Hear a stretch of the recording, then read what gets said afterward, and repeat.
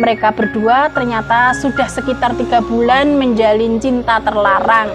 Awalnya mereka diam-diam dalam menjalin asmara. Namun suatu malam mereka tertangkap basah oleh nenekku sedang berduaan di kamar Tante Lisa. Ya Allah, aku tidak meminta hidup tanpa masalah, karena aku tahu itu tidak akan bisa.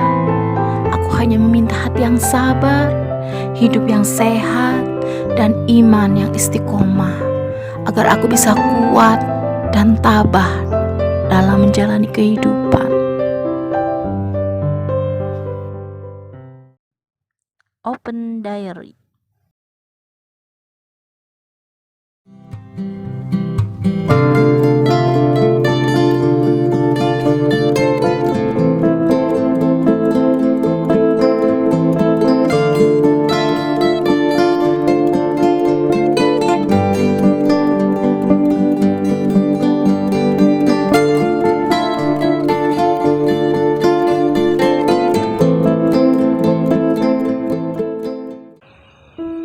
Assalamualaikum warahmatullahi wabarakatuh. Halo Elin Story Lovers, apa kabar kalian hari ini? Pada kesempatan kali ini saya akan membawakan sebuah kisah yang dikirim oleh Mas Dika di Jawa Tengah.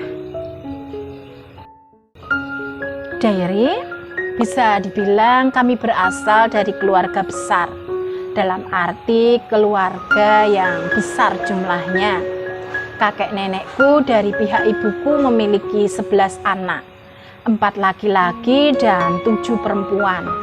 Ibuku adalah anak nomor 5. Bahkan adik bungsu ibuku, Tante Lisa namanya, usianya sepantaran dengan kakak sepupuku, Aris namanya. Ayah Aris, Pak Deseno namanya, adalah kakak sulung ibuku.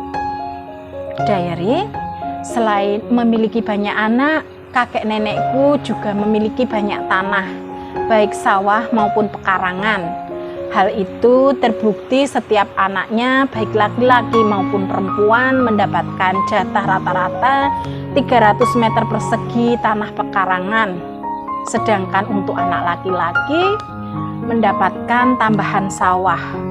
Karena kakekku bilang anak laki-laki akan menanggung keluarga, sedangkan anak perempuan akan ditanggung suaminya. Diary, semua saudara ibuku sudah berkeluarga, kecuali si bungsu Tante Lisa. Tante Lisa masih tinggal bersama orang tuanya, yaitu kakek dan nenekku. Dari semua saudara ibuku, hanya Pak Deseno yang rumahnya paling dekat dengan rumah kakekku. Hanya berada sekitar 5 meter di sebelah barat rumah kakekku. Sementara saudara ibuku yang lain semua merantau keluar daerah. Bahkan ibuku pun tinggal ikut ayahku di desa yang beda kecamatan dengan rumah kakekku. Sudah beberapa hari ini Pak Deseno dan juga kakek nenekku dibuat pusing oleh kelakuan Mas Aris dan Tante Lisa. Mereka berdua ternyata sudah sekitar 3 bulan menjalin cinta terlarang. Awalnya mereka diam-diam dalam menjalin asmara. Namun suatu malam mereka tertangkap basah oleh nenekku sedang berduaan di kamar Tante Lisa. Mas Aris memang lebih sering tidur di rumah kakek daripada di rumah orang tuanya. Aku sendiri kalau pas libur sekolah juga sering menginap di rumah kakekku. Rumahnya besar dan sejuk karena berada di pinggir desa. Dan saat ini banyak kamar yang kosong karena ditinggal penghuninya keluar daerah. Saat kepergok nenekku, Mas Aris dan Tante Lisa bilang hanya sedang mengobrol biasa. Namun nenekku tidak percaya begitu saja atas pengakuan mereka. Karena ternyata sudah beberapa hari terakhir nenekku melihat Mas Aris sedang menyelinap masuk ke kamar Tante Lisa. Diary, feeling nenekku sebagai seorang ibu terhadap Tante Lisa memang sangat kuat. Beliau merasa ada yang tidak beres dengan hubungan putri bungsunya dengan cucu pertamanya itu. Setelah didesak, akhirnya Mas Aris dan Tante Lisa mengaku bahwa ada rasa cinta sebagai sepasang kekasih di antara mereka berdua.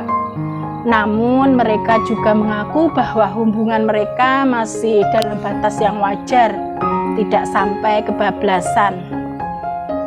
Diary, di hadapan kakek nenekku dan juga Pak D dan Bude Seno, Mas Aris pun akhirnya menyampaikan keinginannya untuk menikahi Tante Lisa. Sontak, niat Mas Aris dan Tante Lisa membuat bingung keluarga. Orang tua keduanya khawatir jika Mas Aris dan Tante Lisa nekat melakukan hal yang tidak sepantasnya hanya demi mendapat restu orang tua. Diary, singkat cerita, akhirnya Mas Aris dan Tante Lisa pun menikah setelah mendapat restu dari kedua orang tua mereka masing-masing. Aku sendiri jadi ikut bingung dengan status hubungan antara Pak Deseno dengan kakekku. Selain sebagai anak dan orang tua, juga sebagai besan. Diary, waktu pun berlalu begitu cepat. Tak terasa sudah 15 tahun usia pernikahan Mas Aris dan Tante Lisa. Mereka sudah dikaruniai 3 orang anak, 2 laki-laki dan 1 perempuan. Namun yang membuat keluarga sedih adalah kondisi mental ketiga anak-anak mereka seperti tidak normal. Secara fisik, pertumbuhan ketiga anak-anak Mas Aris dan Tante Lisa normal dan sehat, tapi secara psikis tidak normal. Maaf kalau boleh dibilang ketiga anak mereka idiot. Apakah ini dampak dari pernikahan yang masih sedarah? Entahlah, aku sendiri tidak begitu paham dengan hal tersebut.